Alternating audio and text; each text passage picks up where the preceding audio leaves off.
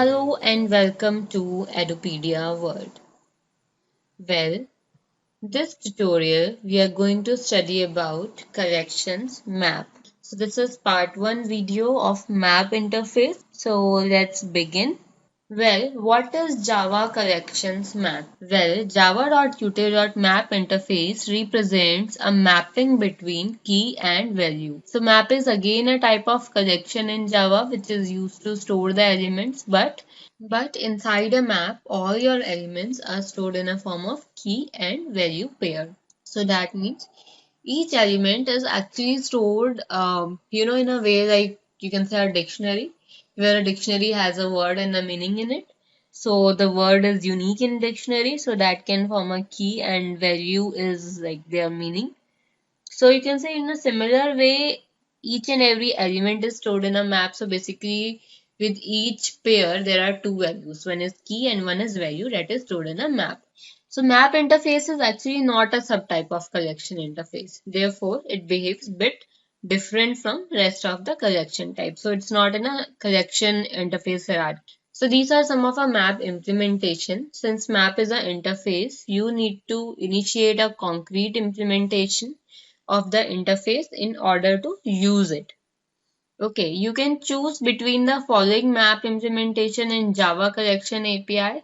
So we are having a hash map, then we are having hash table, enum map, identity hash map, linked hash map, properties, tree map, weak hash map, and there are also some of more implementation which is concurrent hash map and so and so. Okay, now let's see some of the common map implementation. Well, in my experience, the most commonly used map implementation are hash map and tree map. Each of these map implementation behaves little differently with respect to the order of the elements while iterating the map. The time that it takes is big on iteration. It starts to insert and access the elements in map. So hash map maps a key and a value. It does not guarantee any order of elements stored internally in the map. Tree map also maps key and a value. Furthermore, it guarantees the order in which keys and values are iterated. That is the sort order of keys and values. Okay. So we check out that in more details and here are a few examples to create a map instance. So you can see we are using map A. So map is the interface we are using and then we are creating a hash map and a tree map. Okay. Then adding and accessing elements. To add elements to a map, you call it put method. Here are few examples. So you can see we are having map A equals to new hash map, and then we are doing map a dot put, and inside a put method we are storing a key and a element. So you see the key has to be unique. So in each case the key is unique. The element can be unique or cannot be unique. It is dependent on user. So as in case of dictionary, the meaning that you write need not be unique for two words, but the words need to be unique in dictionary. So in the same way, the key need to be unique in a map. Now, how to obtain the particular value? Well, you can obtain that using a key. So you can, use a get method, map a dot get. Get is a method of a map interface, and then you can pass the key in that. So if I pass key 1, it will return me element 1 in my string element 1. So element 1 as a string, it will return me. Okay. Or you can iterate either key or values of a map. So it is how you do that. If you are not aware of the key and you want to iterate both, then you can do a using an iterator, which is like map a dot key set. So key set will give you the iterator of all the keys. Okay, so once you have got iterator of all the keys, then you can iterate through all the values also. And to get a value iterator, you can simply do map a dot values. So it will give you iterator of values. Now, most often you iterate the keys of map and then get a corresponding value during iteration. So it's like how commonly we do that. But you can do it anyway since it has given you the other option also. So map a dot keyset dot iterator will give you iterator on keys, and then traversing through that iterator you can actually get the value. So you can see what we are doing over here is while iterator dot has next, Then we are doing iterator.next and obtaining a key. And then we are passing that key in a get method to obtain the value. So in a way, we are getting both key and values.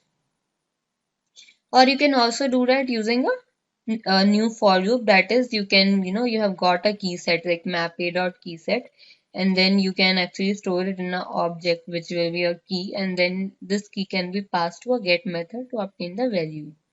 Okay, so this is how we can access the elements and add the elements in a map. Now removing elements. You can remove elements by calling the remove object method.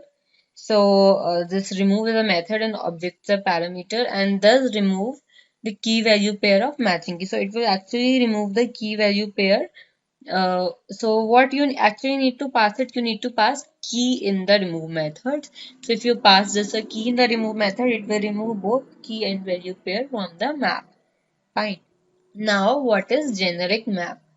So by default, you can put any object into a map, but from Java 5, Java generics make it possible to limit the types of object you can use for both keys and values in a map. So here is an example. You can see we are having map string my object, and then you're having new hash map string my object. So this map can now accept string object for keys and my object instances for values. You can then access and iterate keys and values without casting them.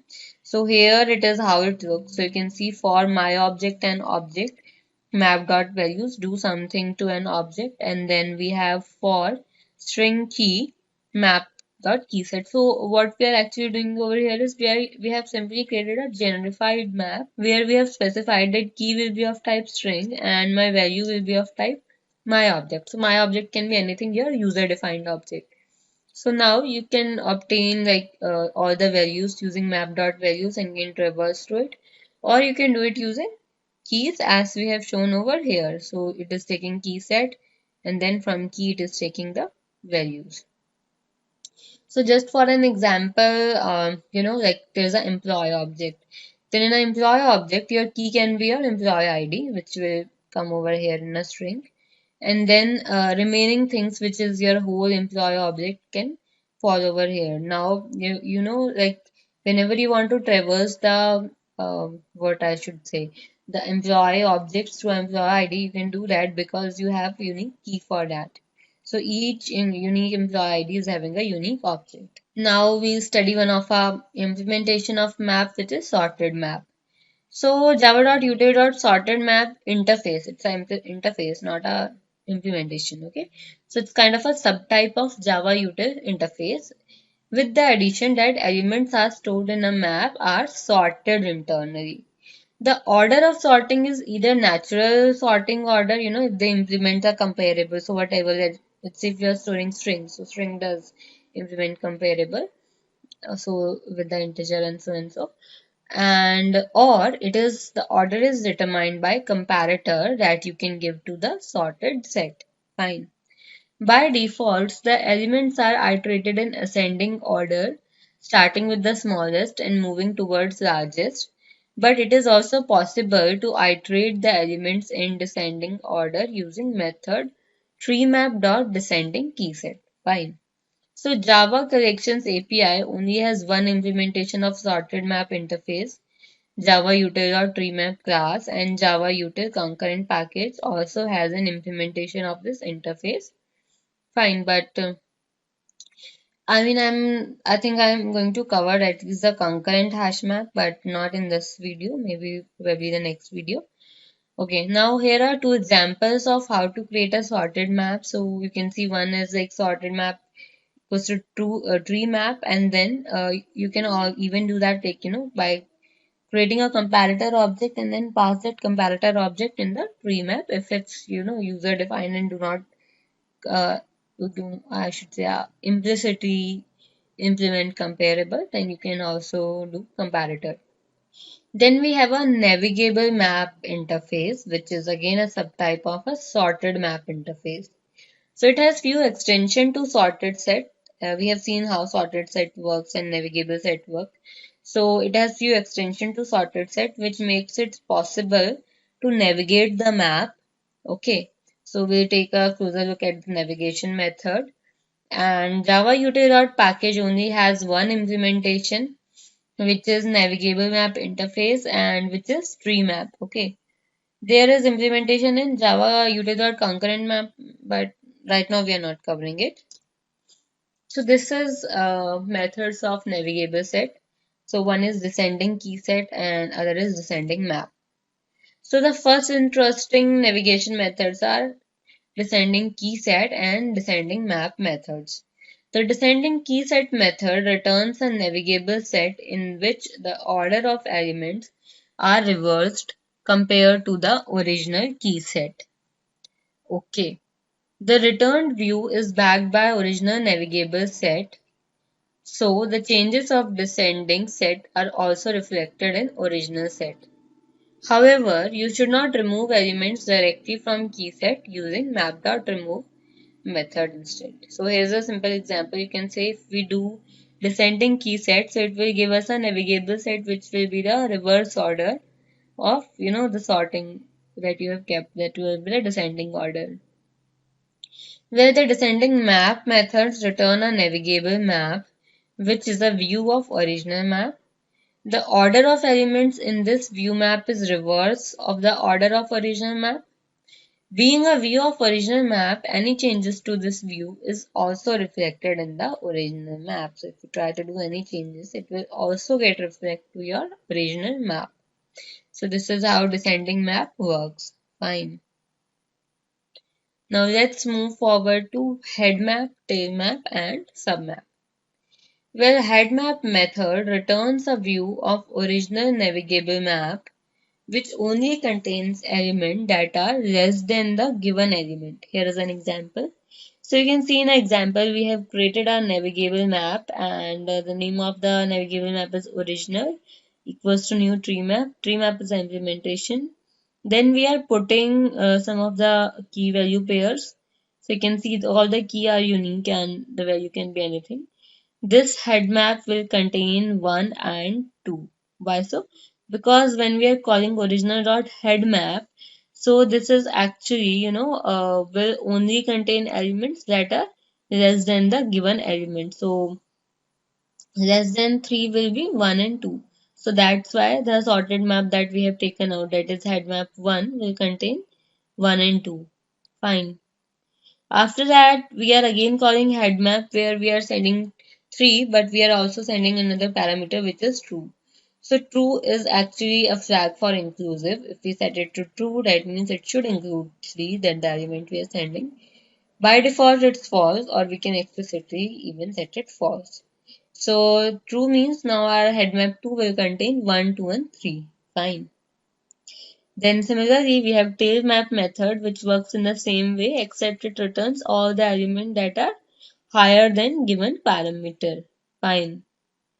Now then we have a submap which allows you to pass two parameters demarcating the boundaries of view map to return.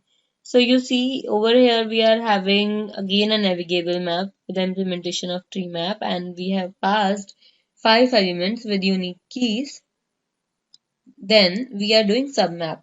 So when we did original submap and we passed 2 and 4, then our submap 1 will contain 3 and 3. Why so? Because it's actually trying to find, 2 and 4 becomes the boundaries and between them whatever key falls, the only key that falls is 3. So that's why it will have 3, 3. So 3 is like for the key and 3 for the value. Okay. Now we can also have one more parameter which is true and false to from inclusive and to inclusive. From inclusive is to tell whether to include this 2 in the submap 2 and to inclusive is to whether to include 4 in 2. I mean to actually make the range is inclusive or not. We have two extra parameters. So we are doing for both the things as true. That's why it will include now total of 3 elements. One is 2, 2, 3, 3 and 4, 4. Okay. Why so? Because we have made from and to inclusive as true. Fine. Now let's move forward. Now we have ceiling key, floor key and higher key as well as lower key. So let's see what are these. Well, sealing key method returns the least smallest key in this map that is greater than or equal to the element passed as a parameter of sealing key method. Here is an example. So in the example, you can see that we are having navigable map and its implementation is tree map, and then we are having 1, 2 and 3. Then in original, we are calling sealing key. So when we call it like sealing key and we pass 2 to that, so you see that sealing key will be 2 over here. Why so? Because sealing key returns the least key in the map that is greater than or equal to the element. Since we are passing 2 and we have something that is equal to the 2, so it will give us 2. Similarly, floor key is used to give us the opposite of sealing key. That is the highest key that is less than or equal to the element passed. So as per equal to, therefore it's saying 2. Now we have similar to we are also having a hierarchy and a lower key. So what this hierarchy does, it actually returns the least or the smallest element in the map that is greater than, not equal to the element passed as a parameter. Okay. So you see when if we do original dot hierarchy and we pass 2 through that, then it will give us the least smallest element in the map that is greater than. So that will be 3. That won't be true because it is not taking equal to into account. So you see when we do original dot hierarchy 2, it is giving us as 3.